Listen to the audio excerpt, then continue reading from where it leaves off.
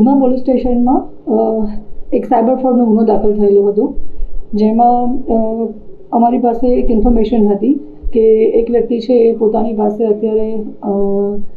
બેંકની chequebook, passbook, પોતાના બેંકના ડિટેલ્સ અને એક મેમોરેન્ડમ એટલે કે પાર્ટનરશિપની ડીડ લઈ અને જઈ રહ્યો છે. અને આ જે બેંકના ખાતા છે એ પોતે સાયબર ફ્રોડમાં યુઝ કરે છે. અને સાયબર ફ્રોડમાં જે રીતે અત્યારે આપણે જોઈ રહ્યા છીએ કે ડિજિટલ અરેસ્ટ કરવું અથવા તો ગેમિંગના નામે જે ફ્રોડ કરી અને પૈસા લે છે, એ પૈસા નાખવા માટે થઈ અને જે બેંક એકાઉન્ટ્સની જરૂર પડે છે એ બેંક એકાઉન્ટ્સ ખોલવા માટેનું કામ આ વ્યક્તિ કરી રહી છે. જે આધારે પોલીસ ઇન્વેસ્ટિગેશન્સ કર્યું, અમે એ વ્યક્તિને લઈ આવ્યા અને ઇન્વેસ્ટિગેશન્સ દરમિયાન એની પાસેથી ઘણા બધા બેંકના ખાતાઓ પણ મળેલા હતા. એની જે મેઇન આરોપી છે જે અમે અટક કરેલા છે, અગાઉ 25 જેટલા આરોપી અટક કરેલા છે, જેમાં એક કિરાત જાદવાણી કરીને પણ છે. કિરાત જાદવાણી જે મેઇન આરોપી છે એની ઓફિસનું જે સર્ચ અમે કર્યું એ વખતે અમને 164 જેટલા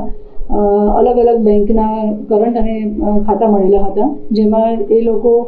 બેંકના એમ્પ્લોઈઝને, કર્મચારીઓને પણ સાથે રાખી અને ગુમાસ્તા ધારા વગર પણ દુકાન ખોલવી, દુકાનના ફોટોગ્રાફ્સ લેવા, ખોટા ફોટોગ્રાફ્સ બનાવવા અને એના આધારે બેંકમાં એક ખાતું ખોલાવવું, બેંકમાં ખાતું ખોલાવી અને એક આખી લિંક જનરેટ કરવી, API લિંક પણ જનરેટ કરવી અને એ લિંક જનરેટ કરી અને ખાતું ખોલાવી અને જે સાયબર ફ્રોડના નાણાં છે એ ખાતામાં પડતા હતા. જે વખતે જે આ ખોટી રીતે દુકાનની ઓળખ ઊભી કરવી, ખોટા ડોક્યુમેન્ટ્સ બનાવવા, એના માટેના પણ જે સાથ સહકાર આપેલા હતા એ આરોપીને પણ અમે અગાઉ અટક કરેલા છે. બેંકના 8 કર્મચારીઓને પણ અમે અટક કર્યા છે, કારણ કે બેંકની કર્મચારીની સંડોવણી વગર આ સાયબર ફ્રોડના નાણાં એ ખાતામાં પડે એ શક્ય જ નહોતું. આખી લિંક એસ્ટાબ્લિશ થઈ અને જે બેંકના ખાતા ધારકો છે, જે વ્યક્તિ પોતે એક ખાતું જે પોતે જાણે છે કે મારું ખાતું ખોલાવ્યા પછી મારે કિરાત જાદવાણીને આ ખાતું વેચવાનું છે, જેના બદલામાં મને 50,000 કે 1 લાખ રૂપિયા આપશે, એવું ખાતા ધારક જાણે છે. એ જાણે છે કે આમાં કોઈ ઇલીગલ ફ્રોડના નાણાં પડવાના છે, છતાં પણ એ 50,000 અથવા 1 લાખ રૂપિયાની લાલચમાં આવી અને પોતે પોતાનું ખાતું કિરાત જાદવાણીને વેચતા હતા. એવા તમામ ખાતા ધારકોને પણ અમે પોલીસે અગાઉ અટક કરેલા છે. એ ઇન્વેસ્ટિગેશન્સની લાઈન જ્યારે ચાલુ હતી ત્યારે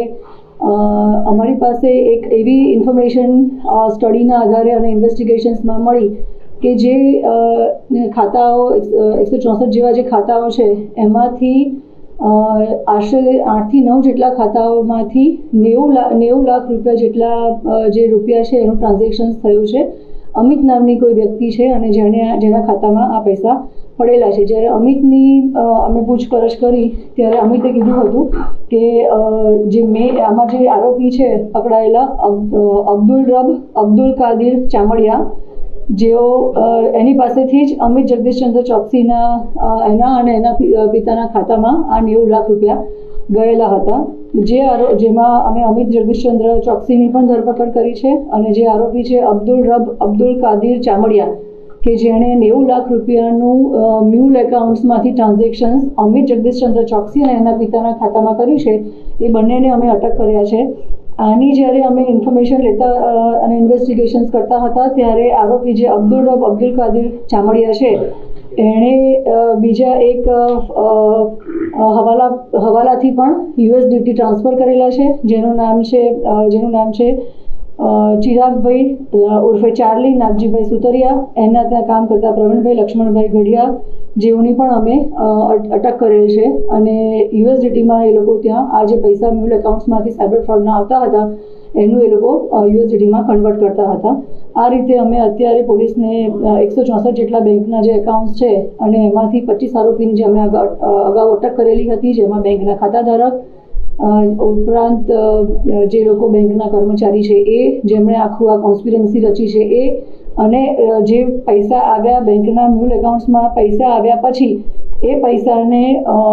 ટ્રાન્સફર કરી અને USDTમાં જે ટ્રાન્સફર કરવાની આખી એક લાઈન છે, જેમાં